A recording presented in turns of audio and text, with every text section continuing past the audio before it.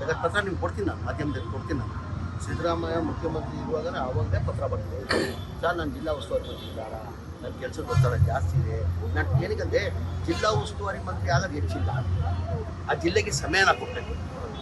ಸಮಯನ ನಂತರ ಟೈಮ್ ಇಲ್ಲ ಅಂದರೆ ಕಾರಣ ಅಂದರೆ ನನಗೆ ಮೋಸಕ್ಕೆ 3 ಖಾತೆ ಕೊಟ್ಟಿದ್ರು. ಆಮೇಲೆ ನೋಡಿರ್ಬೋದು ನಾವು ಸ್ಟಾರ್ ಕ್ಯಾಂಪೇನ್ ಆಗಿ ಕೇರಳದಲ್ಲೂ ಕರ್ಸ್ಕೊಂಡಿದ್ರು, ತೆಲಂಗಾಣಲ್ಲಿ ಕರ್ಸ್ಕೊಂಡಿದ್ರು. ಈಗ UP ಎಲೆಕ್ಷನ್ ಬರ್ತಾಯಿದೆ, GB ಎಲೆಕ್ಷನ್ ಬರ್ತಾಯಿದೆ.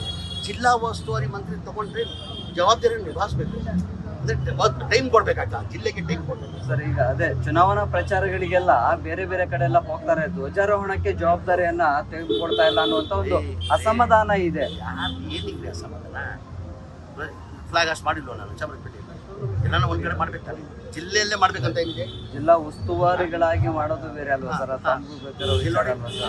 ನಾನೇ ಮಾಡಿರೋದು ನೋಡಿ, ಅಲ್ಲಿ ನಮ್ಮ ಆಫೀಸ್ ಬಂದೆ, ಚಾಮರಾಜ ಆಫೀಸ್ ಇದೆ, ಅದು ಇವತ್ತು ಚಾಮರಾಜಪೇಟೆ ಈದ್ಗೆ ಮೈದಾನದಲ್ಲಿ ಮಾಡಿ. ಎಲ್ಲರಿಗಿಂತ ಖುಷಿ ನಾನು ತಂದಿರೋದಂದರೆ ಚಾಮರಾಜಪೇಟೆ ನಾನು 22ರಲ್ಲಿ ಮಾಡಿದ್ಬಿಟ್ರೆ 23ರಲ್ಲಿ ಮಂತ್ರಿ ಆದೆ. ನಾನು 3 ವರ್ಷದಿಂದ ನಾನು ಚಾಮರಾಜಪೇಟೆಯಲ್ಲಿ ಫ್ಲಾಗ್ ಹಾಸ್ಟ್ ಮಾಡಿರಲಿಲ್ಲ. ಇವತ್ತು ನನಗೆ ಅತ್ಯಂತ ಖುಷಿ ತಂದಿರೋದಂದರೆ ನಾನು ಚಾಮರಾಜಪೇಟೆ ಈದ್ಗಾ ಮೈದಾನದಲ್ಲಿ ಫ್ಲಾಗ್ ಹಾಸ್ಟ್ ಮಾಡಿದ್ದೀನಿ. ವಿಜಯನಗರ ಜಿಲ್ಲೆ ಜನರು ತುಂಬಾ ನಿರೀಕ್ಷೆ ಇಟ್ಕೊಂಡಿದ್ರು ಸರ್, ಜಮೀರ್ ಸರ್ ಬರ್ತಾರೆ, ಧ್ವಜಾರೋಹಣ ಮಾಡ್ತಾರೆ ಅಂತ ಹೇಳಿ. ಅವರ